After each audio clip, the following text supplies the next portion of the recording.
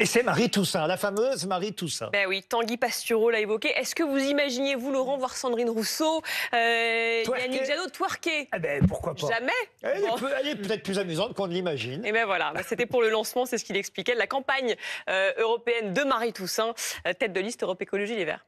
Est-ce qu'on peut voir justement les Verts en train de twerker? C'était samedi pour le lancement de la campagne européenne de Madame Toussaint. Au début, je pensais que c'était une bêtise. Je me suis dit, franchement, ils ont fait une connerie de faire ça parce que tout le monde s'est moqué d'eux. Et au fond, depuis, je suis en train de changer d'avis parce que comme on vient de l'entendre à travers les humoristes, peut-être qu'on n'aurait pas autant parlé de Marie Toussaint, qui au fond est une inconnue totale pour la plupart des électeurs qui nous regardent. Ils ne savent pas qui est Marie Toussaint. C'est elle qui a été désignée tête de liste aux européennes, mais voilà, elle a quand même un déficit de notoriété, ne serait-ce que par rapport à Yannick Jadot, qui était le dernier candidat aux européennes. Et au fond, grâce à ce spectacle, eh bien, tout le monde parle de Marie Toussaint depuis samedi dernier. Donc c'est peut-être finalement une bonne opération de com. Mais à quel prix?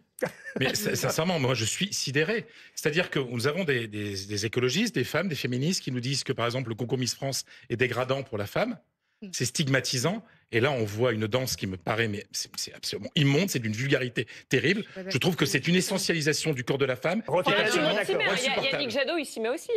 Oui, bah, les images là, c'était. J'ai pas vu Yannick Jadot en. Moi, je suis pas d'accord parce que j'ai déjà moi-même suivi des cours de boutithérapie. J'ai fait un documentaire sur le sujet. Je pense que le corps, c'est un sujet éminemment politique et la liberté des femmes à disposer de leur corps, c'est politique. Et je pense que c'est hyper important. Pourquoi les Miss France non et ça oui? Moi, je suis pas contre Miss France. J'ai des amis qui ont été Miss France. J'ai absolument aucun problème avec le fait que les femmes choisissent leur profession. Je trouve que justement dans la politique, on se prend très au sérieux. Je crois que la joie, c'est un sujet éminemment politique et qu'on n'est pas que des cerveaux sur pied. Je trouve que investir. Non mais c'est important de dire que là on a plus de doute. Mais moi je trouve que justement il y a quelque chose d'un peu sexiste de considérer que le fait d'arpenter l'espace public avec son corps, parce qu'en fait je trouve que la polémique efface aussi ce qui était le thème du meeting, qui était le vivant, la célébration du vivant dans tous les sens du terme. Et honnêtement, je trouve qu'il n'y a pas non plus de quoi faire autant de polémique. La célébration du vivant et aussi la douceur. Et c'est vrai qu'on se dit que proclamer un peu un retour à la douceur dans la période qu'on vit, ça peut paraître louable, mais effectivement, je dois quand même rejoindre. Oui, elle a fait le buzz et si c'était ça qui était espéré, ça a fonctionné. Est-ce que c'est ça qui va permettre? Parce que le vrai sujet, c'est quand même, on lançait la campagne des écologistes pour les élections européennes. Je rappelle que les écologistes, en 2019, ils avaient quand même emporté 13,4% des sièges. Jadot avait fait un très bon score. Aujourd'hui, dans les sondages, ils sont à 8% et le RN est à 28%. Pour moi, est-ce qu'on va réussir à vaincre le RN avec de la douceur? Avec ça, malheureusement, j'en doute. Et c'est vrai que là, on atteint la limite de ce modèle-là. Vincent Cespedes, vous avez envie de commenter la boutithérapie? Écoutez, c'est pas des twerkistes professionnels, donc il y a aussi une part d'autodérision et ça nous fait du bien. Bon, bah voilà. Voilà, un peu de corps. Je fais confiance à ceux qui sont à l'aise avec leur corps. Un peu de sagesse philosophique. Merci, monsieur Cespedes. Le visage suivant, c'est celui de Judith Butler. La célèbre philosophe américaine qui devait tenir une conférence pour la paix, conférence annulée par la mairie de Paris pour risque de troubles à l'ordre public. En fait, on lui reproche des propos qu'elle avait tenus en octobre dernier, où elle avait dit « Je pense que comprendre le Hamas et le Hezbollah en tant que mouvement socio-progressiste de gauche, faisant partie d'une gauche mondiale, est extrêmement important. » Ce sont ces propos-là qui ont fait peur à la mairie de Paris et qui ont imaginé que peut-être cette conférence allait dégénérer. Qu'est-ce que vous en pensez? Je déteste la censure, en fait. Voilà, je déteste que Sylviane Agacinski ne puisse pas donner une conférence, puisqu'elle est contre la GPA, par exemple, dans une université. Je déteste que François Hollande ne puisse pas aller signer des livres à l'université de Lille, où j'étais étudiant d'ailleurs. Que Frédéric Bédé ne puisse pas, à la librairie Mola, ne puisse pas signer ses bouquins à la librairie Mola de Bordeaux. Et donc, Judith Butler a tout à fait le droit de donner une conférence à Paris. Donc, ça, la frilosité de certains responsables politiques m'agace au plus haut. Rappelons le thème, c'était une conférence publique qui était intitulée « Contre l'antisémitisme, son instrumentalisation et pour la paix révolutionnaire en Palestine ». Qu'est-ce que vous en pensez? Oui, Judith Butler, c'est vraiment une intellectuelle éminente. Il devait y avoir aussi également pendant ce rassemblement une vidéo d'Angela Davis. Et Judith Butler appartient aussi à un groupe très important aux États-Unis qui s'appelle Jewish Voices for Peace, donc les Juifs pour la paix. Et c'est aussi important d'avoir des voix juives plurielles qui s'expriment en faveur de la paix et en faveur de la Palestine. Et je trouve que les autorités ont tendance à être quand même assez sévères avec l'expression des solidarités à l'égard de la Peut-être qu'elles avaient Palestine. peur de quelques petits dérapages antisémites, ce qui peut se comprendre aussi. Judith Butler est juive, pardon. Elle est- Ah oui, mais il y a, vous Non, mais savez, juste pour non, le mais coup, vous savez, elle fait partie d'un mouvement juif pour la paix. il y a parmi les juifs des gens antisionistes qui frôlent l'antisémitisme. Eh oui, L'antisionisme, eh Il oui. faut c'est pas rappeler l'antisémitisme. l'histoire compliquée aussi de Judith Butler avec la France, parce qu'on a mis beaucoup de temps à traduire et notamment son grand œuvre qui est Trouble dans le genre, qui est sorti en 1990, il me semble, aux États-Unis, qui a été traduit dans une quinzaine, voire une vingtaine de pays, qui n'est arrivé en France qu'au début des années 2000, je crois 15 ans après la sortie. Et on l'accuse souvent d'être un peu celle qui aurait fait papesse du venir woke. en France, voilà, la papesse du woke. Et c'est vrai que on a une forme de défiance à son égard qui ne justifie en aucun cas. Et là, je Normalement, rejoins pas Fred, la mairie de Paris, mais- normalement, sur ces sujets-là. Non, mais là, qui oui. déborde. Donc, Mais les de woke la finiront mairie par se Paris, dévorer entre semble-t-il, eux, de toute façon. On passe à un autre visage, celui justement de la maire de Paris, Anne Hidalgo. Anne Hidalgo qui était à Dubaï pour la COP28, elle est venue présenter le plan climat de la ville de Paris, mais c'est pas ça vraiment qui vous a interpellé, je crois, Laurent. écoutez, une C'est son semaine, niveau d'anglais. une Vous semaine moquez. sans se moquer d'Anne Hidalgo n'est pas une bonne semaine. On regarde, La pauvre. on regarde. My sisters, mayors, before you're fantastic, fantastic women and leader, said that before. And since 2015, and we do a lot. We did a lot. Less car means less pollution. It's very simple. If you have come recently in Paris, you know that. And it's a real revolution, but a very peaceful revolution, because the revolution we want is very peaceful. Vous Ben, avez voyez, vu, je vais la Laurent défendre parce que je la comprends, moi. Bah, Au bien moins- sûr, bah, au moins, elle parle bien. Vu mon niveau Ça me rassurait d'anglais, pas, hein. vu mon niveau d'anglais, je la comprends. Vous voyez, vous êtes Oui. mauvaise langue. Je suis mauvaise langue. Non, mais en fait, son anglais, en plus, c'est un discours qui est écrit. Elle le dit. Et le problème, c'est l'emphase qu'elle met, c'est l'attitude qu'elle a. Et j'ai Oui, l'impression. mais alors en qu'elle- français, là, c'est c'est pareil, gratuit. si on parle de Ouais, là. mais j'ai l'impression que les gens ne la conseillent pas, en fait. Que les gens autour d'elle n'osent pas lui dire la vérité. Rokhaya Diallo. Non, mais je trouve qu'on est très sévère. Déjà, l'enseignement de l'anglais en français est extrêmement, difficile. On Rend va difficile parler en tout du cas la niveau pratique. scolaire et Voilà, on pourra apprend peut-être beaucoup parler à du niveau l'écrit. de l'anglais, oui. Moi, je rappelle quand même que la plupart des responsables politiques américains qu'on révère ne parlent absolument aucune langue étrangère. Et je trouve que c'est très très bien que la maire de notre ville, À part c'est Anthony parisienne, Blinken, le secrétaire d'État, qui c'est- parle français parfait. c'est très très rare quand même. Ça reste quand même assez marginal. Elle s'exprime dans une langue étrangère. Elle fait pas vraiment de faute en fait. Elle a un accent particulier, mais il n'y a pas vraiment de faute. Mais non, mais de- c'est son attitude, de en fait, grammaire. qui est dérangeante, Mais oui, mais des là, copines. elle a le droit de. Ouais, oui, mais non, mais excusez-moi. Mais là, c'est enfin, personnel. Voilà, c'est lié pas à son l'image que anglais, j'ai c'est envie pas de donner de la l'anglais. capitale de mon pays, excusez-moi. Bah, c'est Elle qui malheureusement parle très la- bien l'espagnol, je préfère quand elle parle espagnol, voilà. Elle est plus Ok. naturelle, en Il fait. y a, il y a- Oui, c'est parce que il y a c'est la une langue phrase qu'elle d'origine. sait très bien prononcer, c'est The traffic is busy. Ça, c'est quelque chose qui fonctionne très très bien dans Paris, en tout cas. Mais il est temps de passer justement à toute autre chose. On va parler des mesures annoncées par Gabriel Attal, le ministre de l'Éducation aujourd'hui. Mesures qui tombaient pile, puisque c'est aussi aujourd'hui qu'on nous a annoncé qu'on était très mauvais.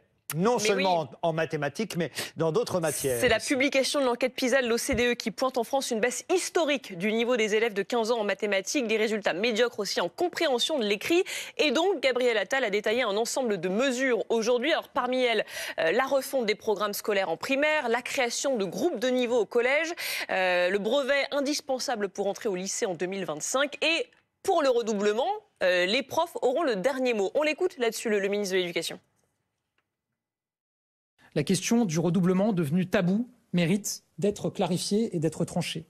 Bien aujourd'hui, je viens la clarifier et la trancher avec un principe simple. La décision appartient aux enseignants. C'est pourquoi les professeurs auront désormais le dernier mot en matière de redoublement. Je prendrai un décret au début de l'année 2024 pour modifier le code de l'éducation en ce sens.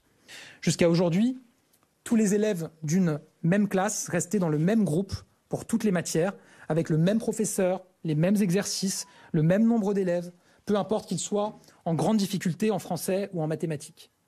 Cette organisation a une conséquence directe. Elle condamne certains à stagner et empêche d'autres de s'envoler.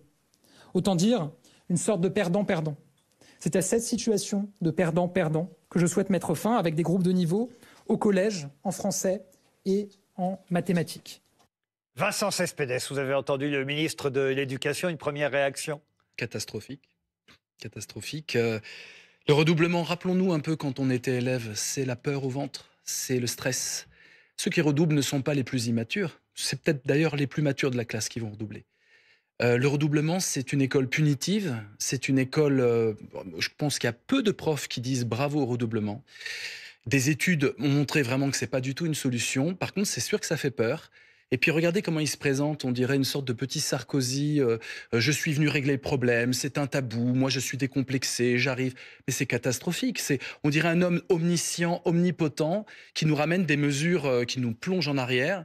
Donc c'est... Il se bouge parce qu'il faut faire quelque chose. Ah oui. Il a le sentiment qu'il faut faire quelque chose. Moi, je suis ravi de cette étude PISA, parce qu'au début, avec Attal, on croyait vraiment que le problème, c'était l'abaya dans les écoles. Il y a eu vraiment beaucoup d'énergie dépensée sur la laïcité, toutes ces questions-là. Je ne veux pas spoiler ce mais que alors maintenant, il s'attaque justement à un vrai sujet, selon vous, le niveau des élèves. Une petite claque, en fait, un petit soufflet. Il était temps, parce que les profs, c'est la catastrophe. Les profs, c'est des héros de la nation qui sont abandonnés. Et les faux débats sur l'école, les profs en souffrent. Et il faut les soutenir. Et le redoublement, c'est un faux débat ?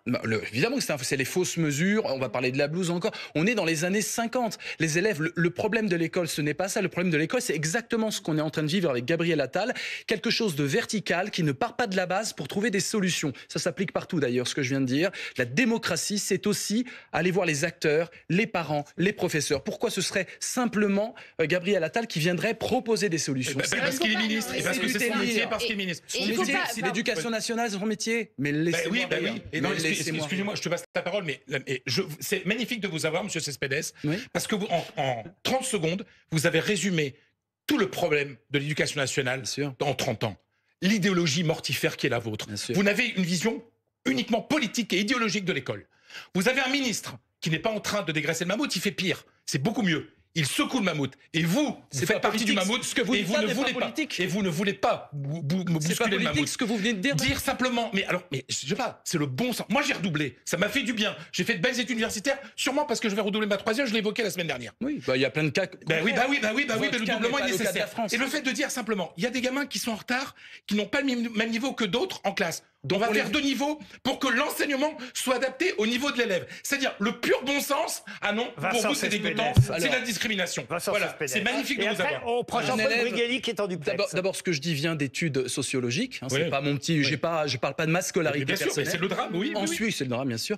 Ensuite, un élève, ça marche pas. À l'école, ça marche pas. En mathématiques, il arrive pas. Il redouble. Qu'est-ce qu'il va faire? Il va bouffer la même chose. Il va manger la même année avec les mêmes problèmes. On devrait se poser la question après cette étude, qu'est-ce qui fait qu'on n'arrive pas à enseigner? On n'est pas plus bête que le reste du monde. Il y a des pédagogies qui arrivent, nous on n'y arrive pas. Non, c'est l'élève. La faute à l'élève et la faute à, finalement, on va le punir, l'exclure du groupe parce qu'en fait, il y a l'idée de dangerosité. C'est la faute d'une pédagogie qui n'est plus... Nous sommes à une école. Nous sommes dans une ère où il y a Internet, l'intelligence artificielle et nous sommes dans la même école que les années 80. Jean-Paul Brigelli est en duplex. On rappelle qu'il a publié ce best-seller, La fabrique des crétins. Bonsoir, Monsieur Brigelli. Vous avez entendu ce qui vient d'être dit. Bonsoir, vous êtes pour le redoublement?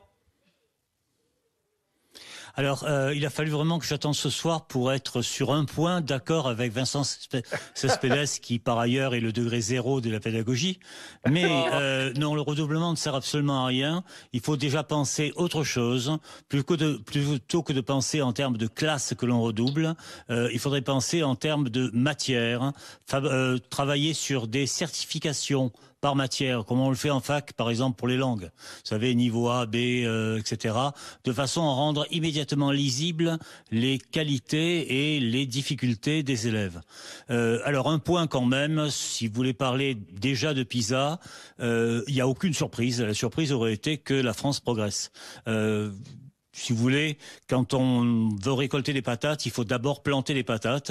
Ça fait 30 ans que l'on ne plante rien et qu'on ne récolte rien sinon de l'ignorance. C'est pas moi qui le dis, c'était Jean-Claude Michéa dans L'enseignement de l'ignorance. Quant aux mesures que propose Gabriel Attal, il a bien raison de ne pas demander l'avis de la base, parce qu'enfin c'est la base qui a mis les élèves dans l'état dans lequel ils sont. Il faut dire les choses une fois pour toutes et en bon français. Alors, Simplement, Gabriel Attal énumère des mesures éparses. J'attends encore la réalisation. Je vous donne un exemple. En fait, pratiquement, il a lu les 10 dernières pages de mon dernier livre parce que un très grand nombre de ces mesures, je les avais énoncées moi-même.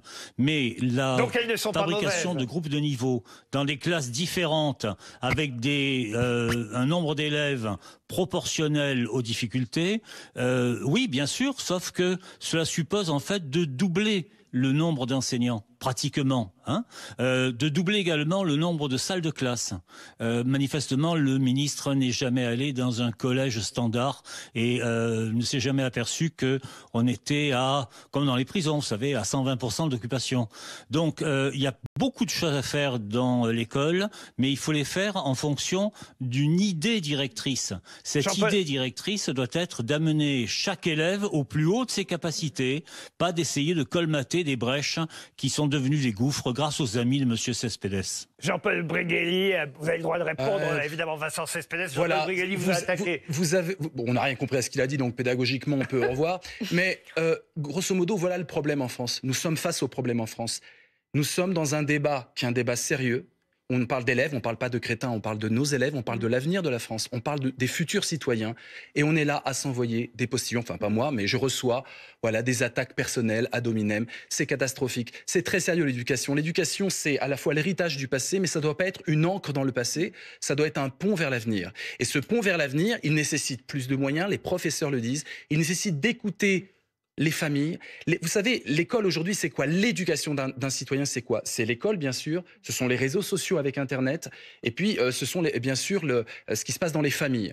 Or, ce triptyque-là n'est pas respecté. Donc, on a affaire à une école qui veut, pointer du doigt, tenser les élèves, les sermonner, leur faire du prêchi-prêcha, au lieu d'écouter les besoins du citoyen de demain. Besoin dans le numérique, besoin du débat critique, qui est une catastrophe en France, la prise de parole, le débat critique. C'est déjà dur le débat critique quand on ne sait pas nier deux mots et qu'on a 50 mots de vocabulaire. Mais non, mais c'est une réalité. Et la catastrophe mais quand on n'a pas les fondamentaux... C'est faux. Quand on n'a pas les fondamentaux, quand en quatrième, le ministre a dit en quatrième des gamins... C'est faux. Les enfants n'ont jamais autant écrit, ne se sont jamais autant exprimés publiquement qu'aujourd'hui grâce aux réseaux sociaux. Donc il faut arrêter de coller des clichés aux générations d'après. Attention, ils ont des compétences qu'on n'avait pas à leur âge. Vous avez 15 secondes, Blanche. Attention au fantasme, juste sur cette question du redoublement. Qu'est-ce que propose le ministre? Enfin, attendez, il n'est pas en train de dire demain tous les élèves vont redoubler. Il dit juste la décision finale reviendra au professeur. Et c'est une mesure parmi le choc de savoir. Il faut quand même savoir, je pense que vous le savez, que la majorité des syndicats enseignants sont contre le redoublement. Donc je doute que dès l'année prochaine, on ait une hécatombe de redoublement dans l'éducation nationale. Donc là aussi, vous le dites, un petit peu, pas d'idéologie, un petit peu de mesure là-dessus. Et attardons-nous aussi sur les autres mesures qui viennent compléter celle-ci. Merci à tous d'avoir participé à ce débat.